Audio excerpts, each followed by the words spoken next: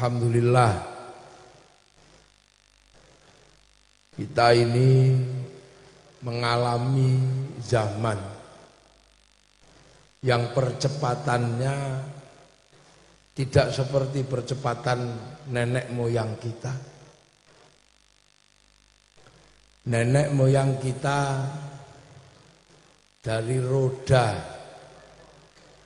dari jalan kaki ketemu roda itu 1000 tahun lebih untuk memindahkan dari jalan kaki ke roda, dari roda ke mesin ini butuh ribuan tahun.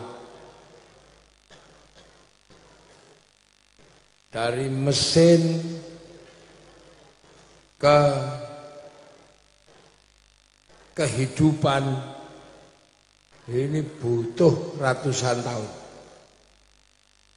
Akan tetapi kita ini mengalami percepatan tidak lebih dari 20 tahun. Percepatan yang tidak lebih dari 20 tahun, di mana dunia ketemu dalam satu titik, inilah yang namanya milenial. Nenek buyut kita kalau pergi ke WC tengah malam itu membutuhkan obor. Dari obor kemudian menemukan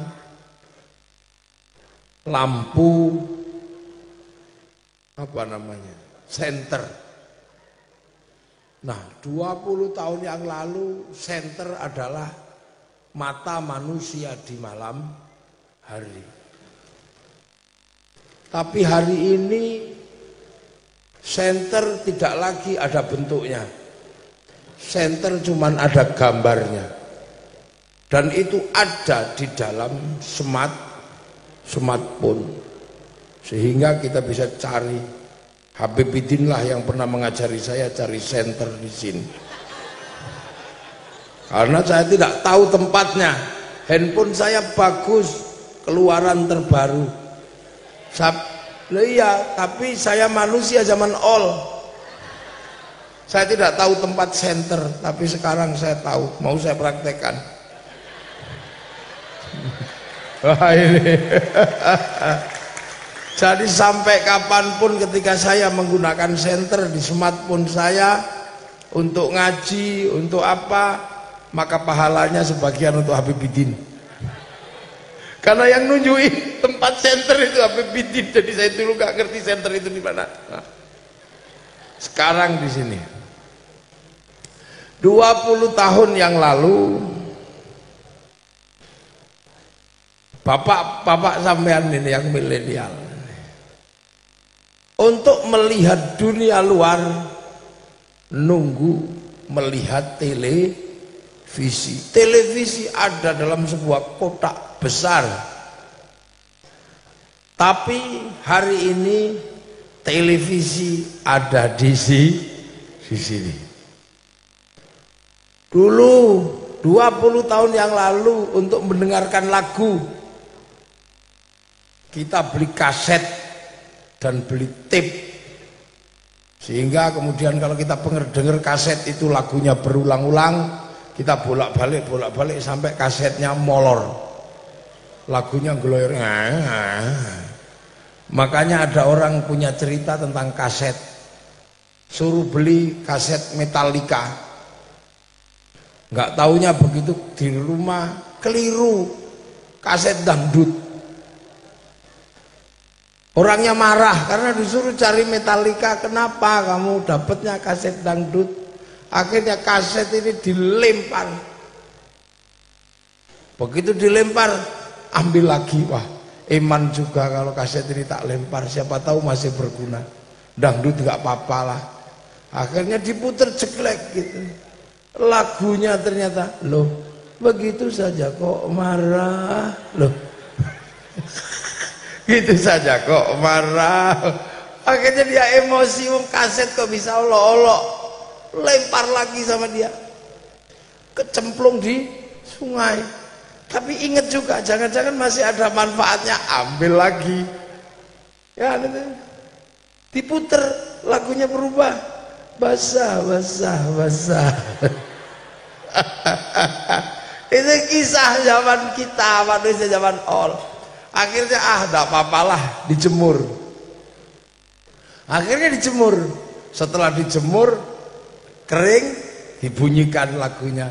Kering sudah rasanya air mataku. Sekarang kaset tidak berlaku. Semua ada di sini. Namanya YouTube, kaset plus TV plus video. Bapakmu tanya, dulu ingin lihat artis dangdut, nunggu Aneka Ria Sapari. Nah, sekarang ada di sini. Dulu cari radio untuk mendengarkan Brahma Kumbara. Sekarang radio ada di sini. Dulu untuk mengetahui berita, baca koran, nunggu korannya Pak Camat sampai jadi bungkus nasi. Setelah itu kita baca sudah telat sebulan. Sekarang koran ada di sini. Ini milenial itu di sini. Kamu mau cari apa? Ada di sini. Tidak perlu lagi ke Afrika untuk melihat gajah Afrika dan tidak perlu nunggu flora dan fauna. Cukup ketik di sini, tengu Afrika keluar. Bagi yang iseng ketik di sini, bokong India keluar di sini. Iya. Kalau mau iseng lagi ketik aja, Bebidin ngantuk ada di sini. Ini milenial. Dunia yang disatukan oleh satu sistem, namanya sistem smartphone. Ini di sini nih. Nah, sekarang ini menemukan semua, sampean ketemu. Dan milenial adalah apa? Disitulah target utama Rasulullah diutus menjadi seorang Rasul untuk menjadi Rasul milenial. Rasul di mana saat semua manusia ketemu, saat semua manusia beradu, saat manusia semua berpandangan mata, disitulah Rasul harus menjadi bagian dari perjalanan terakhir kehidupan dunia, namanya rahmatal lil alamin di Rasul. Makanya Rasulullah dari awal sudah dicetak untuk menjadi Rasul masa depan. Makanya Rasulullah Sallallahu Alaihi Wasallam dibikin menjadi nabi dalam prototip baru, prototip yang penuh kasih sayang dan tidak suka kekerasan. Karena apa?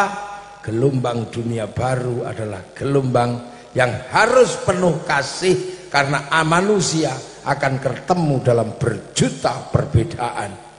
Perbedaan bangsa, perbedaan suku, perbedaan agama, perbedaan ras, perbedaan kepentingan. Dan umat Rasulullah hari ini ketemu dalam perbedaan itu. Umat Rasulullah ketemu di perbedaan itu. Untuk terbangan, umat Rasulullah untuk menabuh terbang, dia membutuhkan kayu untuk dijadikan terbang bersama kulit kambing untuk dijadikan tutup terbang, tutup tuf.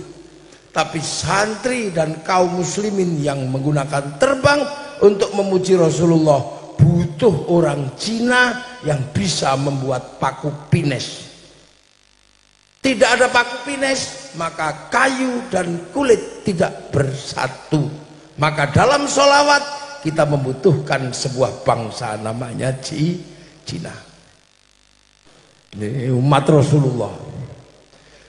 Sampean bersolawat bagus, indah, tapi peci putihmu buatan Cina. Malam hari ini kita ngaji dengan begitu indah karena sound system yang bagus, dan ini buatan Jepang.